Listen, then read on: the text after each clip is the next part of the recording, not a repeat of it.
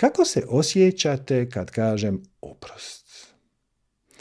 Većina ljudi ima neku blagu zadršku ili ogradu oko koncepta oprosta, zato što to znači da taj neko ko te je povrijedio, sad ćeš ti to njemu zaboraviti, pa šta ko te povrijedi ponovo, pa nije on to zaslužio i postoji nekakva gorčina i u želucu se pojavi nekakva napetost i nismo baš sretni s tim oprostom.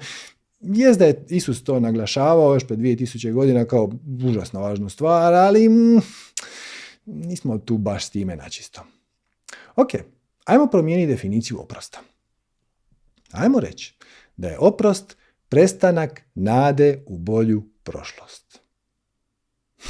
Pa što nije to prava definicija oprosta? Znači nešto se dogodilo, netko te je povrijedio. Okay. I sad se ti ljutiš, sad se ti kiseliš, sad bi ti se osvetio. I zapravo piješ otrov i nadaš se da će on krepat.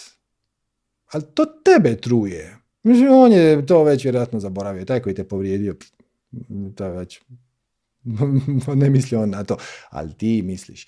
Ti imaš tu neku zaostalu gorčinu, ljutnju, frustraciju.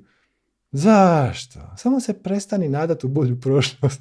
Prošlost se neće promijeniti. Samo otpusti. Niko ne kaže da se sad ti sa tom osobom moraš družiti. Ako nećeš, ne moraš.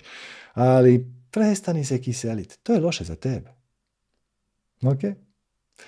Vidite koja promjena. Od ne želim ja oprostiti, oni su to zaslužili, ponovno će me povrijediti do ma dobro, neću se nadati u bolju prošlost.